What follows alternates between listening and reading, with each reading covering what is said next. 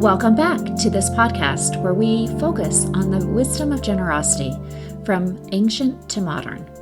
If you find these 5-minute reflections on being a person in the beautiful space where generosity occurs, please share this podcast in your fundraising networks.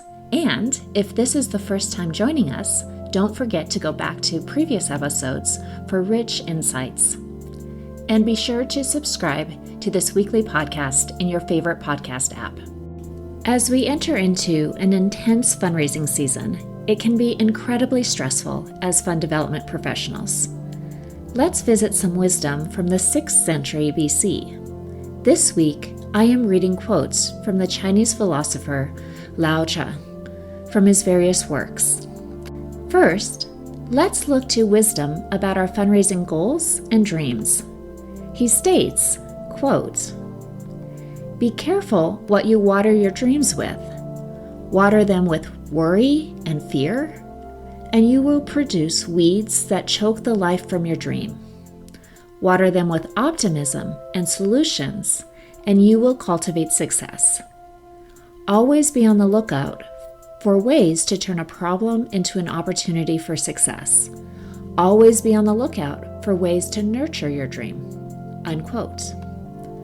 What are ways to nurture our fund development dreams and visions for our organizations? He shares, quote, "Kindness in words creates confidence. Kindness in thinking creates profoundness. Kindness in giving creates love." Unquote. And then what? He says, quote, "Do your work, then step back. The only path to serenity." Unquote. So how do we know if we have done enough? With this quote, substitute the word donor for people. He recommends, quote, "Go to the people, live with them, learn from them, love them, start with what they know, build with what they have, but with the best leaders, when the work is done, the task is accomplished, the people will say, 'We have done this ourselves.'" Unquote. How we enter into spaces with donors does affect the outcome. We can approach them with fear, worry, desperation, or we can approach them with confidence, kindness, optimism, and solutions. When we enter into the beautiful spaces of generosity with openness, kindness, and giving attitudes, we can learn from donors, love them, build on what they know, and then give them a greater vision of what they can accomplish by joining with the mission and constituents that we serve. Let's reflect on 2 questions this week.